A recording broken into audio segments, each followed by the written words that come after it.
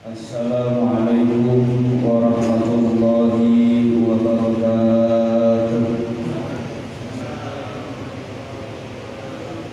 Alhamdulillah, alhamdulillahil fattahil jawadil mu'in ala tafaqqudi fiddin man iftarahu minal ibad. Ashhadu an la ilaha illallah wahdahu la syarika lah, wa ashhadu anna sayyidana wa nabiyyana Muhammadan abduhu wa rasuluh. Allahumma salli wa sallim wa barik ala sayyidina Muhammadin al-fatihi lima ughliq wal khatimi lima sabaq, nasiril haqqi bil haqqi wal hadi ila siratikal mustaqim, wa ala alihi wa sahbihi haqqa qadrihi wa miqdarihi al-azim. Rabbi shrah li sadri wa yassir li amri wa hlul 'uqdatam min lisani yafqahu qawli.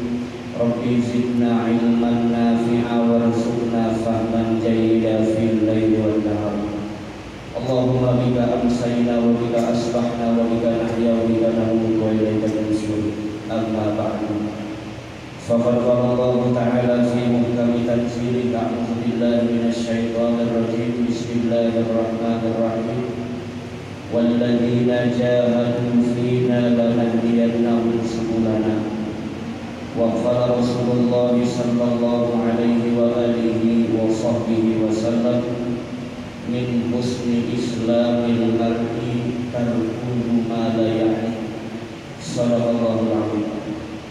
Para hadirin, para jamaah sekalian yang senantiasa mudah-mudahan selalu dalam rahmat dan perlindungan Allah Subhanahu wa taala. Pertama yang sama-sama kami hormati dan kami muliakan keluarga besar Bapak Zulkifli Rifani atau Bapak Haji Buyut beserta keluarga. Kita doakan mudah-mudahan beliau sekeluarga selalu dalam lindungan dan rahmat Allah Subhanahu wa taala, dan juga segala bentuk pengabdiannya, segala bentuk perjuangannya mudah-mudahan selalu dalam kehendak Allah Subhanahu wa taala. Dan juga yang saya hormati dan saya muliakan para masyayikh, para ulama, para asatidz wal asatidzah, para guru kita doakan yang hadir mudah-mudahan senantiasa selalu diberkahi ilmunya oleh Allah Subhanahu wa taala, diberkahi usianya oleh Allah Subhanahu wa taala, dan senantiasa setiap langkah dan perjuangannya selalu dalam ridha Allah Subhanahu wa taala. Pengurus Dewan Kemakmuran Masjid Al-Furqan beserta jajarannya, para jamaah sekalian, jamaah salat maghrib di malam yang mulia ini, yaitu Lailatul Jumu'ah. Mudah-mudahan kita yang kumpul di tempat yang paling dimuliakan Allah ini, yaitu masjid, tiada lain dan tiada bukan dalam rangka mematuhi dan juga bentuk kepatuhan kita kepada Allah Subhanahu wa taala.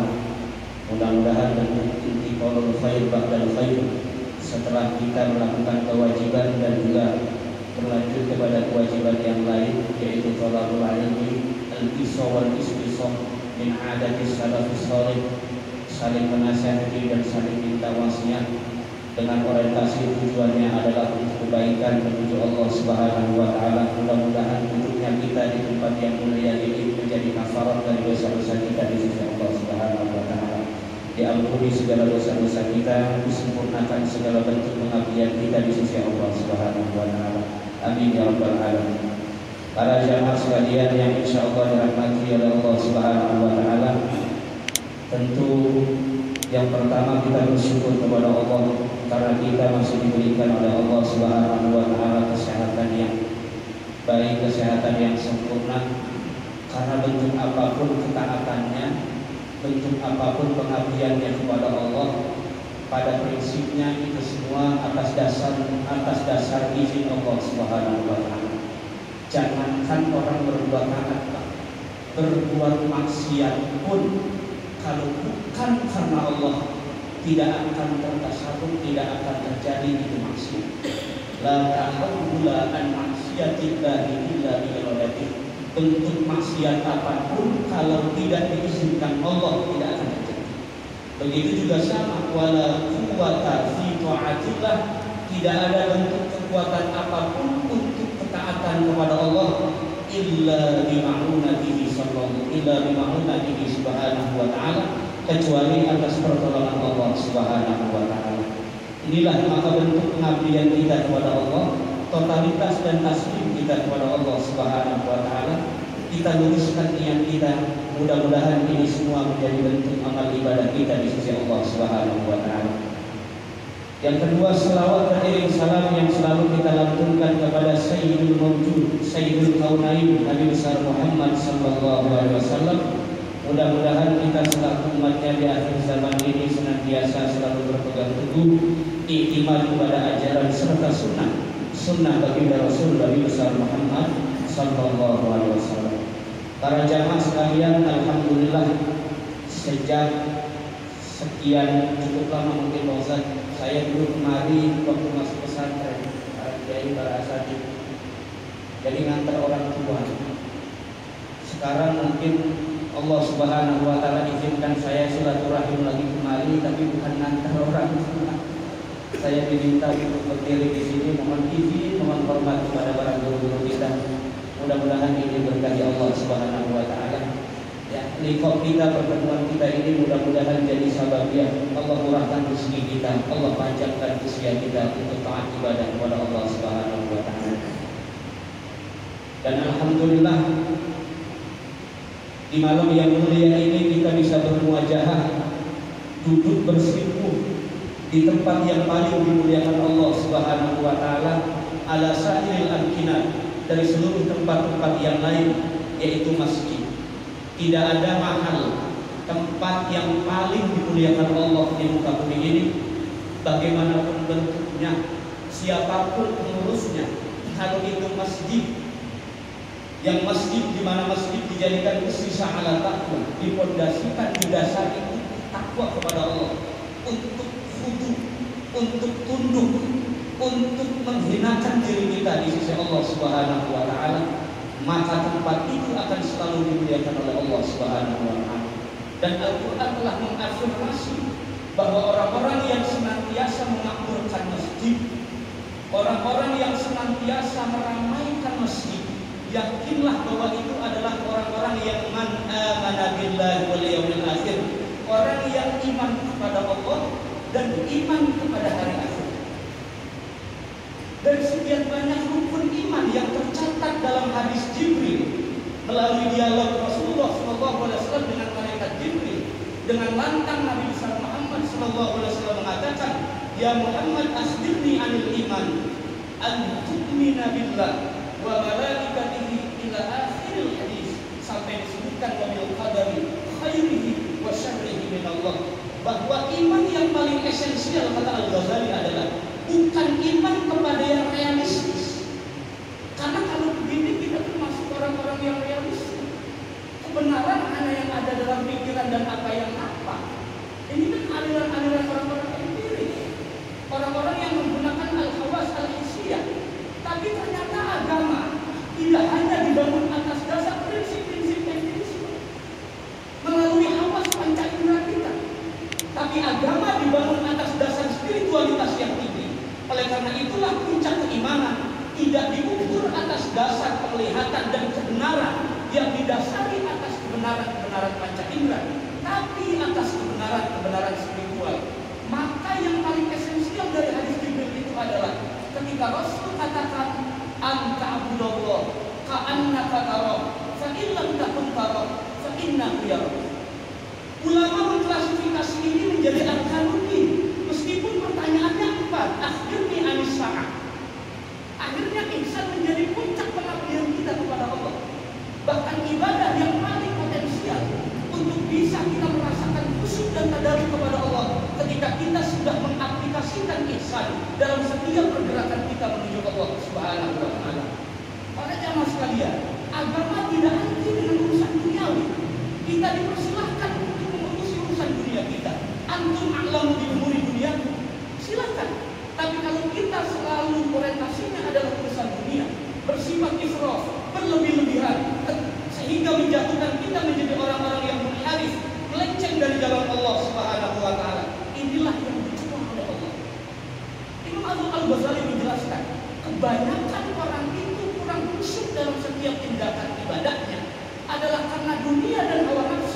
dijadikannya makbul meskipun nggak terus. Sebetulnya selama ini ibadah kita itu betul-betul totalitas atau sebetulnya ibadah tapi rada-rada syirik. Ini yang menjadi PR kita, bahwa ada hadis yang mengatakan al-a'mal bi khawatimiha.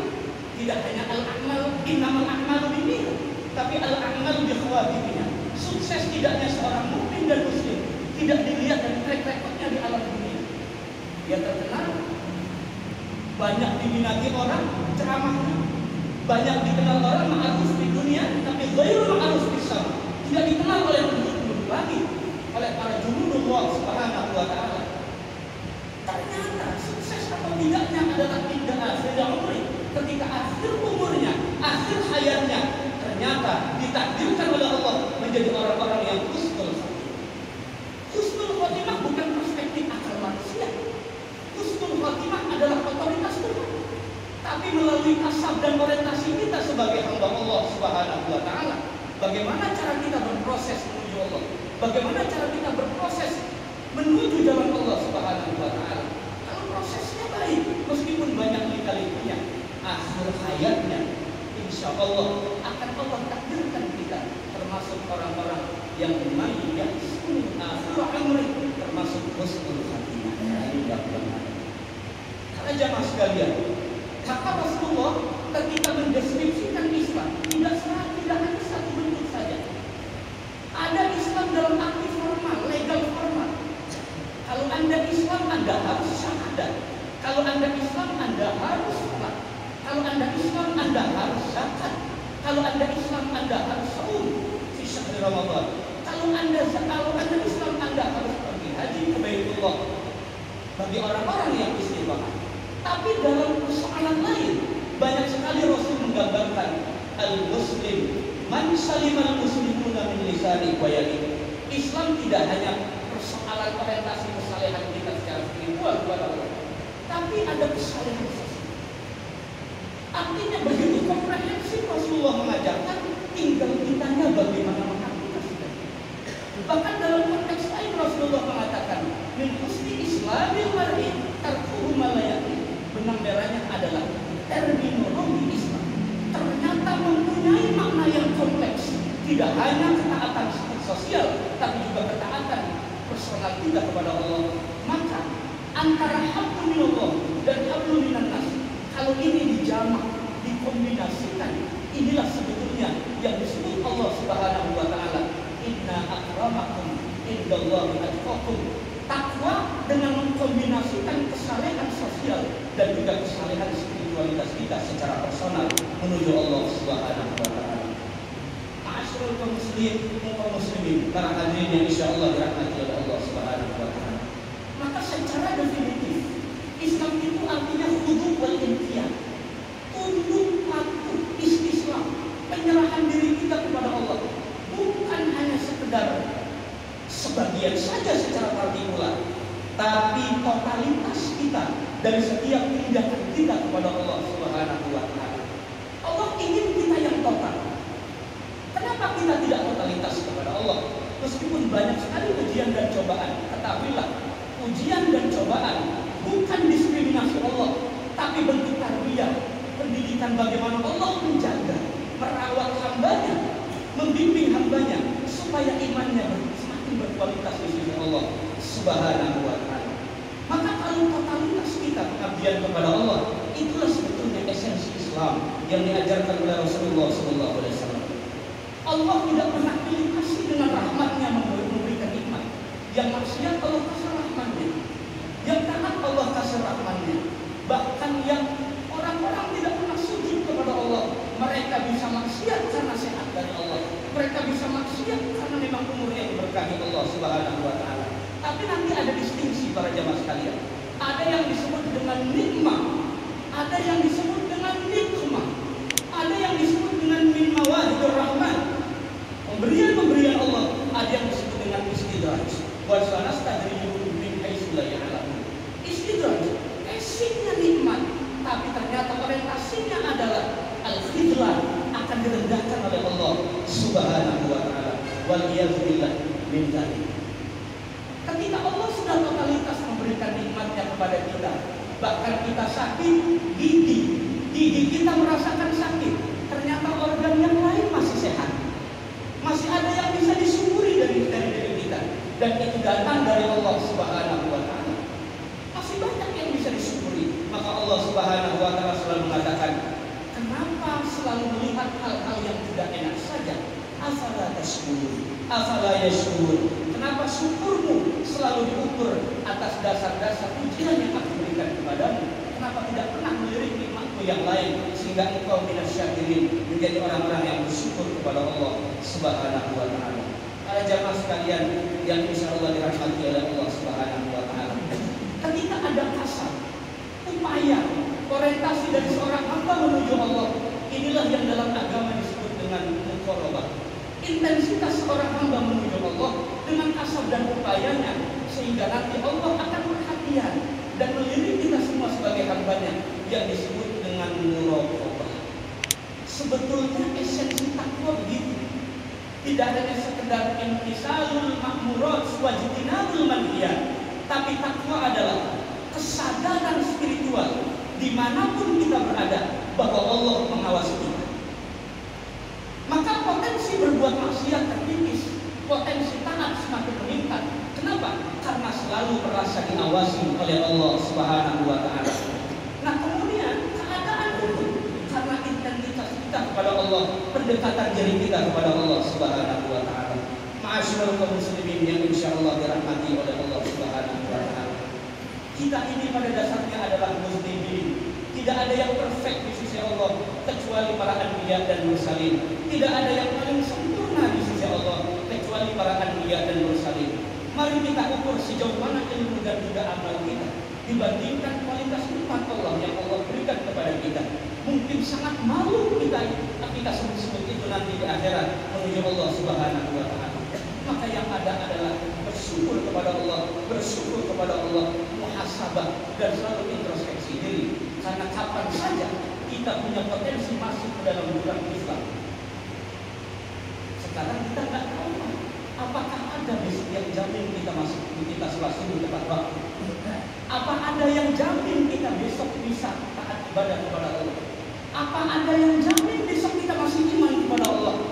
Itu semua tergantung bagaimana cara kita merawat iman, bagaimana cara kita senantiasa menentukan akidah dan iman kita kepada Allah Subhanahu wa taala.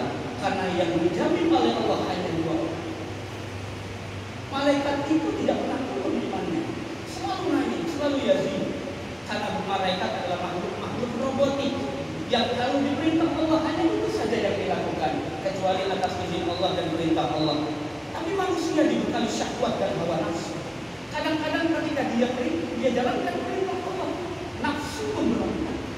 Ketika kita maksiat kepada Allah, ruh kita yang memberontak. Karena ruh tidak suka dengan maksiat. Karena ruh adalah esensi dari Allah Subhanahu wa taala. Para jamaah sekalian, Imam Abdul Karim Al-Jilani mengatakan, koneksi kita kepada Allah yang Maha Gaib itu disambung dengan dasar ruh yang Allah titipkan dalam sisi kita. Meskipun tidak tahu tak dan mana, tapi ruh itu tidak ada yang ruh yang jelek. Semuanya adalah bersih. Karena itu titipan dari Allah Subhanahu wa taala. Yang cenderung mengantarkan kita kepada hal-hal yang buruk adalah nafsu. Meskipun tidak semua nafsu baik, tapi Al-Ghazali menegaskan innan nafsa kullaha mazmumah, bahwa nafsu itu setidaknya 80% mengantarkan kita kepada hal-hal yang tidak disenangi Allah. Karena nafsu objeknya adalah hubub dunia, cinta kepada urusan duniawi. Tapi urusan-urusan yang lain, kita punya musuh yang paling nyata, yaitu setan, yang bisikannya disebut sebagai was-was. Bisikan hawa nafsu disebut hawajis, motivasi, ambisi duniawi. Itulah selalu bisikan-bisikan hawa nafsu yang selalu ada dan terbesit dalam hidup kita. Sehingga wajar saja manusia diklaim oleh Allah, Anda ini adalah muslim, tapi sebaik-baiknya orang yang berdosa adalah tawwab. Bukan taib, tapi tawwab, mubalaghah. Orang yang intens obat kepada Allah, tidak perlu berdosa dulu. Tidak perlu kita berbuat dosa dulu, tidak perlu kita menjadi seorang muslim baru kita menjadi seorang taib.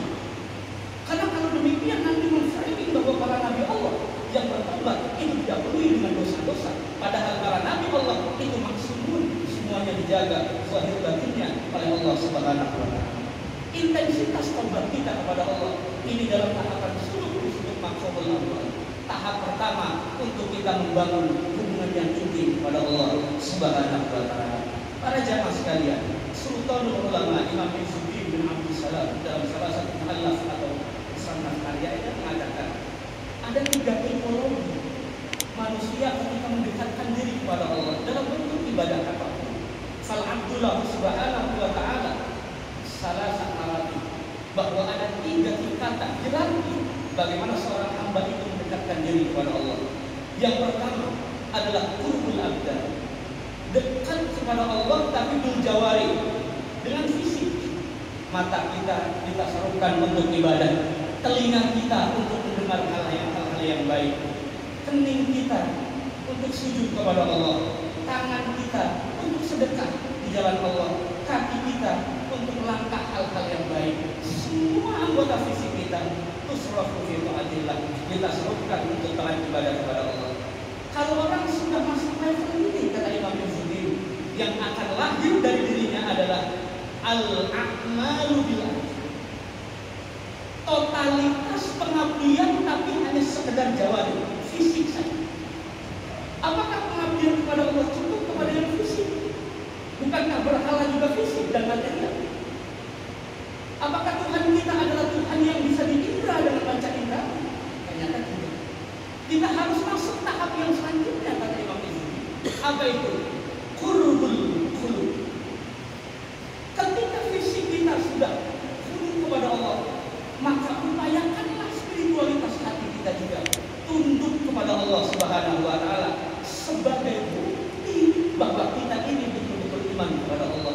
Artinya setiap bentuk ibadah maka hatinya selaras dengan apa yang dia kerjakan.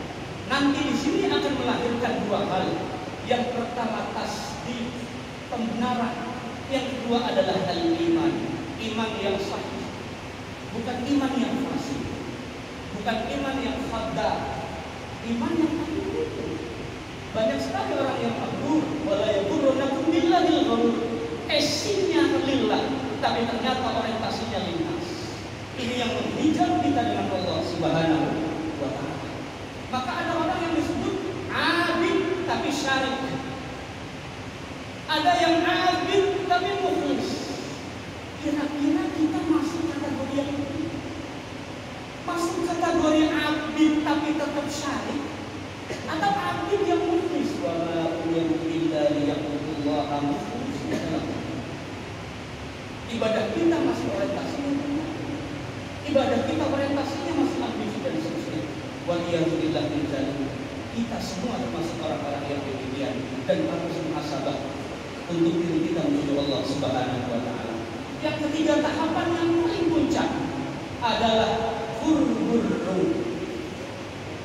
Ini kata Imam Izzuddin bin Abdul Salam, pendekatan diri kepada Allah setelah menggabungkan 2 dimensi, dimensi eksoterik, dimensi zahir dan lahiriah, serta dimensi batiniah.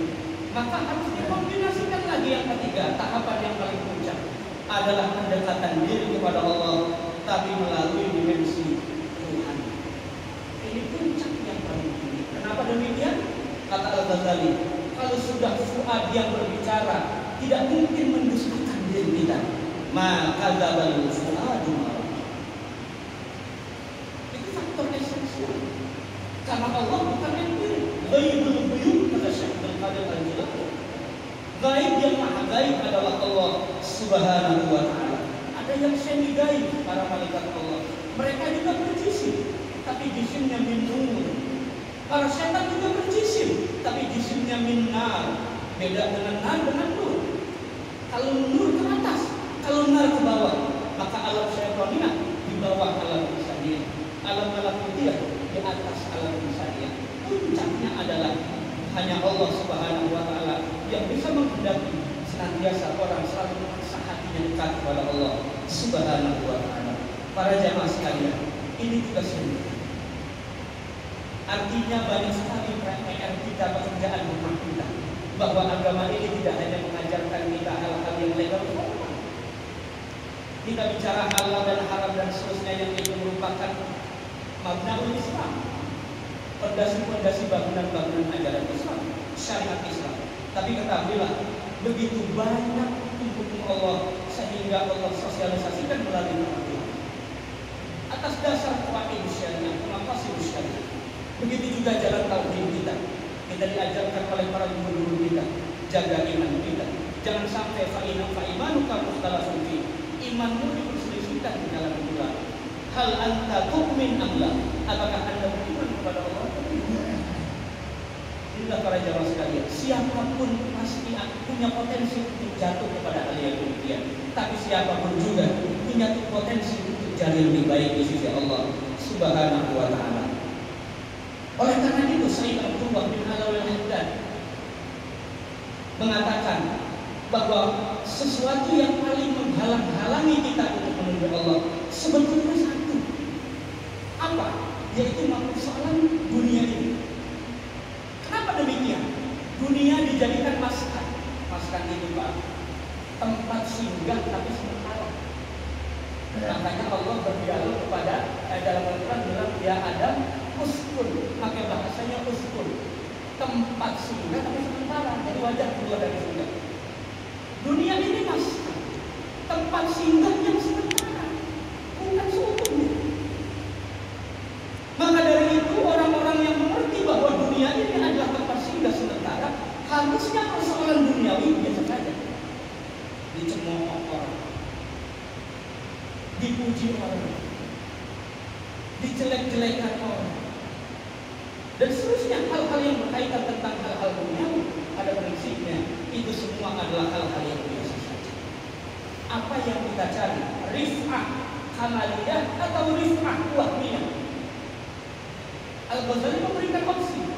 Kalau rif'ah kamaliyah itu dari Allah, langsung Allah kasih Anda mulia.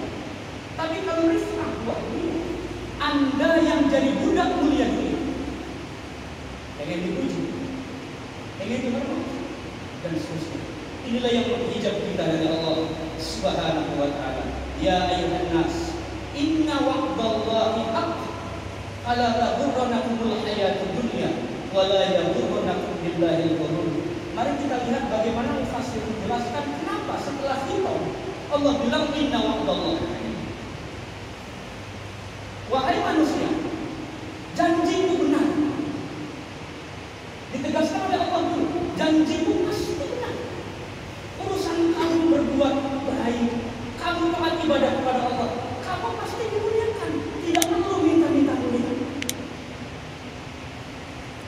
Kamu tidak minta rezeki pun kamu pasti dikasih oleh Allah. Janjiku pasti benar. Maka Allah melanjutkan, wala taghurrannakum hayatud dunya. Jangan engkau tertipu dengan kehidupan mega alam dunia ini. Sayyidina Isa alaihi salam pernah menyebutkan bahwa dunia ini dianggap sebagai seorang nenek yang umurnya ratusan tahun, sudah menikah sebanyak 100 kali menikah, suaminya banyak, dan semuanya itu diceraikan. Bukan cerai, bukan tuhul, misalnya bukan talak. Semuanya. Kenapa? Ketika ditanya siapa suamimu itu, mereka adalah ubad di dunia, orang yang mengubah dunia ini, bukan Allah Subhanahu wa Ta'ala. Ketika sedikit saja porsinya kehilangan dari urusan duniawi, siapapun mencari mati, siapapun akan disalahkan. Padahal urusan duniawi biasa saja. Ini yang kita rasakan, bahwa kita orang-orang yang sedang menuju jalan Allah Subhanahu wa Ta'ala, mungkin lika-likunya banyak, mungkin cobaannya banyak, tidak ada yang dapat jaminan. Mungkin saya termasuk orang yang hina, mungkin siapapun juga termasuk orang yang hina. Tapi kita kapanpun juga bisa saja Allah kelihatan, tergantung bagaimana niat dan juga amal kita di sisi Allah Subhanahu wa Ta'ala. Kata Sayyid Abdullah menjelaskan, yang paling umum dari ciri-ciri orang yang hukum dunia adalah satu, tulul amal, sering berangan-angan, atau taswif, saya akan saufa amal, saya akan ngerjain, tapi tidak ada actionnya. Itu tulul amal. Ini amal dengan roja mirip-mirip. 11-12 amal dengan raja. Cuman bedanya raja, maqaranahul amal, harapan tapi dibarengi dengan action. Tapi dibarengi dengan perbuatan sehingga menuju Allah Subhanahu wa taala kelihatan kita ikhlas. Maka terakhir kata Imam Syafi'i radhiyallahu anhu, man arada dunya fa'alaihi bil ilm wa man arada al akhirata fa'alaihi bil amal. Itu yang dikutip oleh Imam Fakhruddin Ar-Razi dalam Manhaj Syafi'i. Orang kalau pengen urusan akhiratnya nanti, bukan teori. Kalau teori itu berarti profesor dokter masih sudah lebih dulu. Tapi ternyata akhirat bukan urusan teori, tapi akhirat adalah urusan bagaimana kita fastabiqul khairat, berlomba-lomba dalam hal baik yang itu akan nanti dicatat oleh Allah sebagai nilai ibadah kita di sisi Allah Subhanahu wa taala. Para hadirin sekalian yang insyaallah senantiasa dirahmati oleh Allah Subhanahu wa taala. Maka pesan Nabi setelah Nabi mengatakan bahwa ada anggota tubuh yang paling fundamental dalam visi kita adalah hati, yaitu ada jadi bil aisar di sisi kiri. Maka yang paling potensial setelah itu adalah istafti qalbak. Minta nasihatlah, minta fatwalah dengan diri kita, dengan hati kita, supaya ada muhasabah untuk kita senantiasa membenarkan iman dan juga pengabdian kita kepada Allah Subhanahu wa taala, agar kita tidak termasuk orang-orang yang tertipu dengan apa yang masuk urusan-urusan duniawi, apalagi ibadah kepada Allah bukan orientasinya karena Allah, tapi karena ghairullah, selain Allah Subhanahu wa taala. Waliyadillah min dzalik. Para jamaah sekalian, mudah-mudahan Allah jaga iman Islam kita, Allah pelihara iman Islam kita. Segala amal bentuk ibadah kita sejak bulan kita taklif sampai dengan sekarang, jika ada kekurangan mudah-mudahan disempurnakan oleh Allah Subhanahu wa taala. Dosa-dosa kita juga diampuni oleh Allah Subhanahu wa taala. Wallahu yatawalla hudana. Mudah-mudahan Allah pelihara hidayah kita sampai menuju Allah Subhanahu wa taala. Amin ya rabbal alamin. Lebih kurangnya mohon maaf. Mudah-mudahan ada manfaatnya untuk kita semua. Kalau ada salah-salah dan segala macam, mungkin ini semua adalah karena fakir yang tidak ada pengetahuan dan tidak ada wawasan. Wallahul muwaffiq ila aqwamit thoriq. Assalamualaikum warahmatullahi wabarakatuh.